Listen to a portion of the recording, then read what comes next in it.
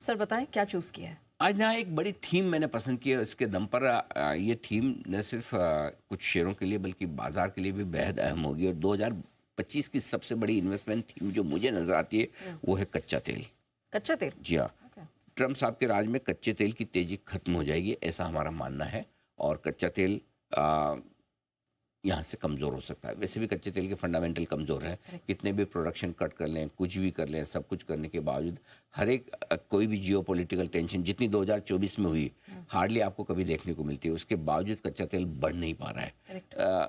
अगर एक दो दिन बढ़ भी गया तो तुरंत नीचे आता है। तो मेरा ये मानना है कि कच्चे तेल के फंडामेंटल कमज़ोर हैं। धीमे धीमे सबका रिन्यूएबल एनर्जी पर फोकस हो रहा है। अमेरिका ऑलरेडी सेल्फ सफिशिएंट होकर एक्सपोर्ट करने लगा है। भारत के पास ऑप्शंस बहुत खुल गए, इससे नहीं तो उससे लेने का, सस्ता कच्चा तेल लेने का। ऐसे में हमारा ये मानना है कि और ट्रंप कभी भी कच्चे तेल को बढ़ने नहीं देंगे। ये उनकी स्ट्रेटजी का बड़ा पार्ट है, क्योंकि रशिया को भी कच्चे तेल से बड़ा पैसा आता है। चाइना और चाइना उनका कंज्यूमर है, तो चाइना हमेशा उनके अगेंस्ट में है। तो इसलिए मुझे लगता है कि ये साल कच्चा तेल 55 से $60 की रेंज में घट सकता है। और ये अगर ये 55 से $60 की रेंज में घटता है तो जो क्रूड कंज्यूम करने वाली कंपनियां हैं, क्रूड के जो कंज्यूमर्स है, कच्चे तेल या कच्चे तेल से जुड़े हुए जो भी डेरिवेटिव्स हैं, उनका जो जिसके लिए रॉ मटेरियल है, उनकी कॉस्ट घटेगी, उनके मार्जिन्स बढ़ेंगे, उनको बड़ा फायदा होगा। और इसके दम पर मैंने इस थीम पर मैंने जो स्टॉक चुने हैं मैं बता रहा हूँ। स्टॉक नंबर 1, इसका मतलब एक से ज़्यादा है। नंबर 1 स्टॉक है HPCL। ठीक है।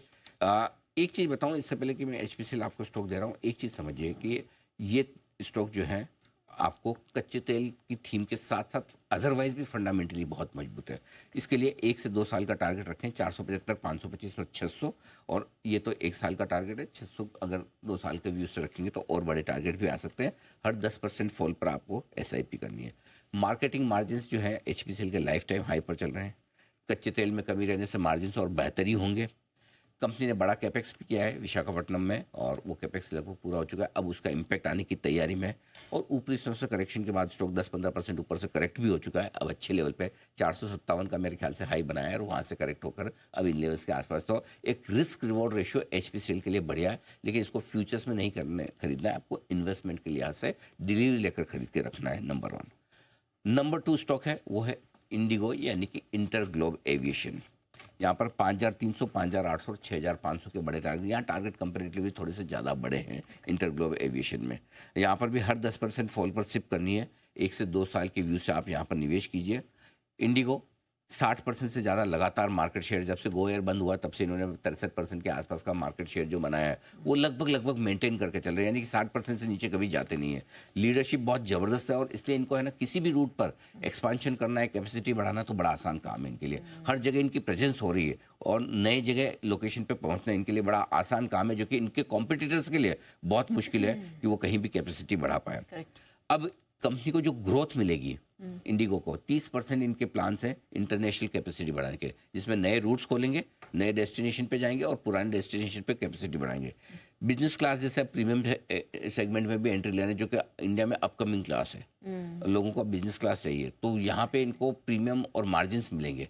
तो अब मार्जिन भी इनसे इम्प्रूव, और कच्चे तेल के घटने से तो मार्जिन बढ़ेंगे ही बढ़ेंगे। ये सारे रीजन है जिसके लिए इंटरग्लोब में करनी है आपको खरीदारी, निवेश करना है। और तीसरा और आखिरी स्टॉक है जिसको सुनकर काफी लोगों के होश उड़ जाएंगे, चक्कर आ जाएंगे, एशियन पेंट्स।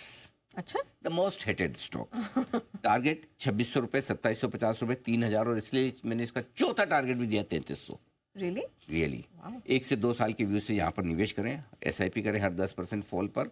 इस शेयर ने कई सालों से, लगभग 1 दशक से इन्वेस्टर्स को निराश किया है। ठीक है, अच्छी खासी गिरावट आएगी, 2.5-3 लाख रुपए के मार्केट कैप से घट के मतलब आधा रह गया ऑलमोस्ट। ठीक है, और अब लेकिन मुझे लगता है इतनी गिरावट के बाद शेयर के वैल्यूएशंस और दाम आकर्षक भाव पर हैं। बहुत मजबूत ब्रांड है, इसमें तो कोई दो राय हो ही नहीं सकती। एशियन पेंट्स जैसी कोई ब्रांड आपको इस स्पेस में ही नहीं मिलेगी, बल्कि FMCG स्पेस में भी ढूंढना बड़ा मुश्किल काम है। कमजोर कच्चा तेल है, ऐसे में कंपनी का पूरा फोकस है कि 18 से 20% तक के मार्जिन से मेंटेन कर पाएंगे, और अगर कच्चा तेल 55-60 पे आ गया तो मार्जिन में इंप्रूवमेंट की गुंजाइश भी है। और उसके 2 रीजन है। हाल ही में इन्होंने प्रोडक्ट के दाम 1.5% बढ़ाए, जिसका फायदा ये अब 6 महीनों में दिखेगा, पहले 6 महीनों में नहीं था, आखिरी 6 महीनों में दिखेगा। नए प्रीमियम प्रोडक्ट लॉन्च कर रहे हैं, इन्हें पता है कि अपकमिंग मार्केट से प्रीमियम और मार्जिन मिलेंगे, वहाँ वहाँ पर फ़ायदा। लोकल यानी कि घरेलू और शहरी दोनों डिमांड अब वापस से इम्प्रूव होकर आ रही है। और ये देखो अब रूरल डिमांड भी आएगी, जिस तरह से ये सारे अब पैसे बांटे जा रहे हैं, लोगों के अकाउंट में जा रहे हैं ना, अल्टीमेटली धीमे धीमे कभी न कभी इसका असर आपको आते हुए दिखेगा। अब सबसे बड़ी रीज़न जिसकी वजह से एशियन पेंट्स, एक तो ग्रोथ में थोड़ी सी कमी थी जो नेचुरली, अब वो तो पूरी इंडस्ट्री का फिनोमिना है। दूसरी जो इनकी सबसे बड़ी प्रॉब्लम थी, कोई ग्रासिम, कोई जेएसडब्ल्यू जैसे बड़े ग्रुप आकर पेंट बिजनेस में घुस रहे हैं, कंपटीशन दे रहे हैं। सो बात सही है, उसका नुकसान भी हो गया, लेकिन अल्टीमेटली ये पुराने प्लेयर्स के सामने अब नए प्लेयर्स आकर जो कंपटीशन दे रहे हैं, वो चैरिटी करने तो आए नहीं। अल्टीमेटली उनको भी पैसा तो बनाना है, और कब तक प्राइसिंग वॉर चलेगी, राइट। सो अब अल्टीमेटली जब ये नए प्लेयर्स प्रॉफिट की तरफ जाएंगे, चाहे वो ओपस जाए, जेएसडब्ल्यू जाए, राइट, तो सबसे बड़ा फिर लीवरेज बेनिफिट जो मिलेगा वो एशियन पेंट्स को मिलेगा। एशियन पेंट्स में अभी तक वो मोमेंट नहीं आया जो एक ज़माने में हमें आईटीसी में दिखा था। 150 से 200 की रेंज में मुझे 2020 में जो आईटीसी में मोमेंट दिखा था, वो मोमेंट अभी आना बाकी, लेकिन उस मोमेंट के बेहद करीब पहुंचे, क्योंकि मुझे 1-2 कैटलिस्ट चाहिए जो एशियन पेंट्स में दिख जाए। तो एशियन पेंट्स मेरा बहुत ही बोल्ड और कॉन्ट्रा कॉल है, जहाँ पे यहाँ से पैसा टूटने की गुंजाइश कम है और सरप्राइज की संभावना ज़्यादा। 1-2 क्वार्टर में अगर मैनेजमेंट से थोड़ा बढ़िया गाइडेंस मिल जाए, कर जाए, वो आने लगे ग्रीन शूट्स, तो फिर एशियन पेंट्स हमारा आईटीसी बन सकता है। वाह, वंडरफुल। तो ये 3 स्टॉक है। एक चीज़ बता दूं, जी।